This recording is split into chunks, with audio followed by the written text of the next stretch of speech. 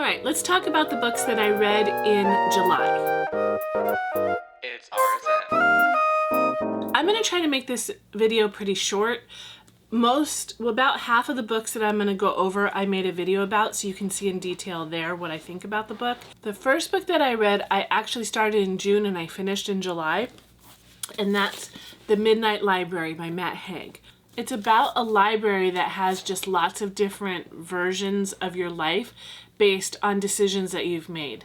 And so you can see the variations based on the books that are in this library. And I think that is such an interesting concept. So I was really excited for this book.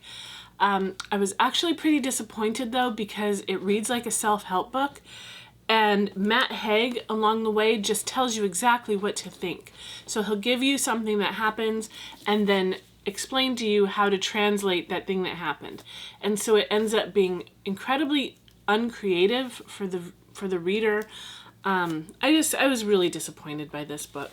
The second book that I read is Crying in H Mart by Michelle Zauner.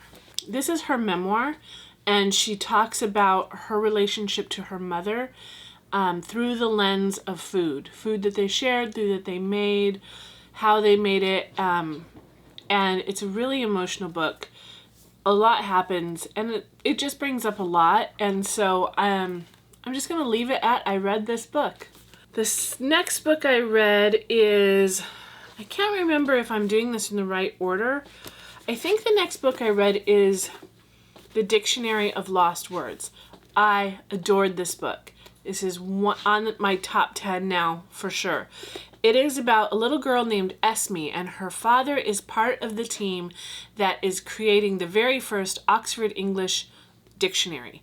And so because of this, she just develops this love of words, and she realizes that the men making the dictionary have left off so many words that they don't deem important enough to go into the dictionary. And she figures out that most of those words that they don't deem necessary are by women. And so she goes through her life collecting these words. And this is the story of her collecting women's words. It's incredible. Absolutely love this book. The next one I read is The Girl on the Train. I read this book while on a train. Matt and I took a trip to Detroit, and so while we took Amtrak, and I listened to this book on audio while we went there. One thing I'll say about the person who reads the audio on this book, she talks so slow. It's really just a slow, I don't know how to explain it. So I ended up speeding up the sound, and when I did so, it actually added to the way I imagine the main character to be. And so I liked it. I listened to it at 1.3, and it just added so much character to the book. I thought the book was perfectly fine. I had seen the movie before I read this book, but I didn't remember hardly any of it. So all the twists and turns were completely still twists and turns. It's basically a whodunit and told in a very interesting way. So, Girl on the Train, Paula Hawkins.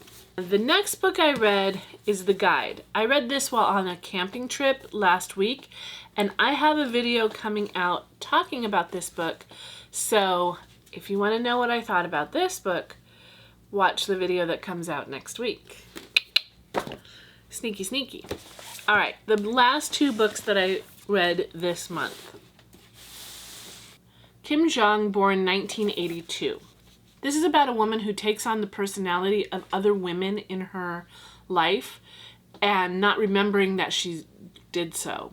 And so her husband is concerned about her. This book is about women in Korea, and in reading it, in many cases, you can extend it to just women in general. By the end of the book, I was pretty angry. This is how I feel. If you've lived your life as a woman, by the end of this book, you're going to be very angry, and you're going to be like, yeah, I kind of already knew that. Like, this isn't new. It's just now you have statistics.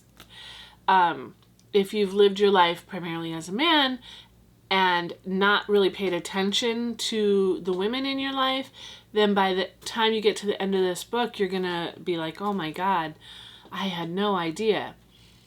And that's frustrating as well. I feel like the author did a very good job of making you angry and talking about men in relation to women and male allies. I gave this book 4 stars, even though it frustrated me at the end. It's a good book. Yeah. So there's that book. The last book that I've read, and the one that is probably going to be pretty controversial. If you've gotten to this point, The Invisible Life of Addie LaRue.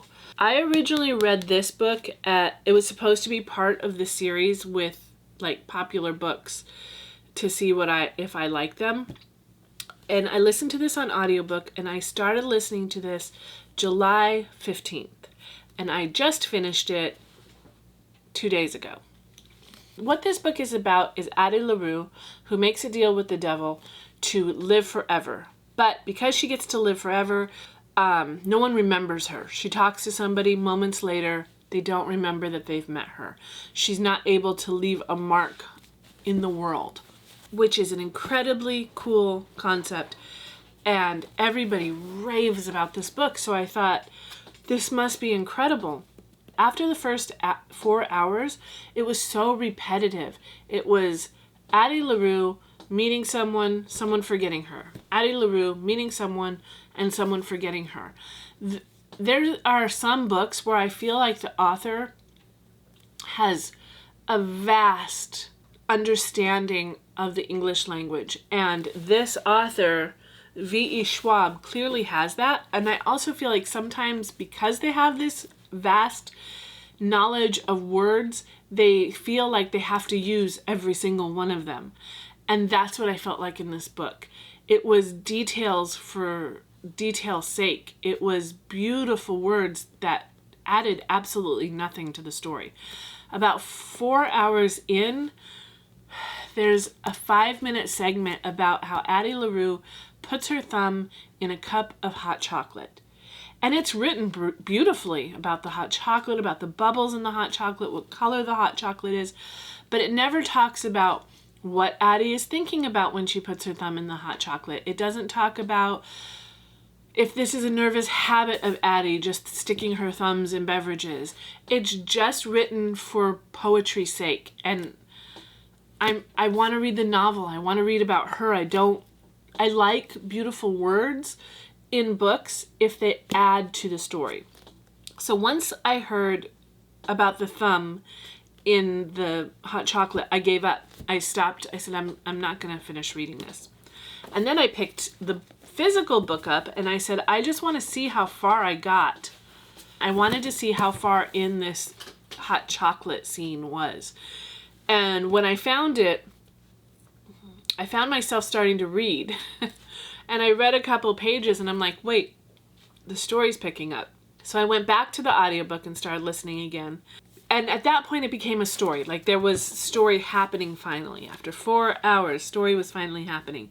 But it never became something that I wanted to go back to. It was also at that point not something that I didn't want to listen to. It was just kind of not important to me. I didn't feel an urgency to read it. I didn't want to know what happened. So it took me a month and a half to get through this book. Granted, it's very big, and I think it was 18 hours total, but it never impressed me enough to make me excited about it. The last, I'd say 3 hours of the book were very good. I liked the last 3 hours a lot.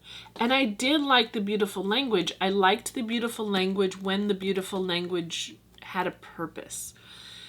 And I mean, that's kind of unfair because sometimes beautiful words don't have to have a purpose. But when I'm reading a story that's 18 hours, 441 pages, when I'm reading something that long, it gets to the point where like, it does not need to be this long. I liked the story. I feel like there were it was needlessly long. So, it's a very controversial opinion. I only thought The Invisible Life of Addie LaRue was okay. And it took me a long time to get through it. So, those are the books I read. The Invisible Life of Addie LaRue, Kim Jong, born 1982, The Guide, The Girl on the Train, The Dictionary of Lost Words, Crying in H Mart, and The Midnight Library. Have a good day. Have some coffee.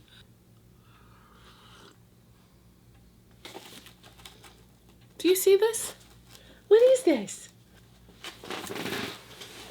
This is Ollie.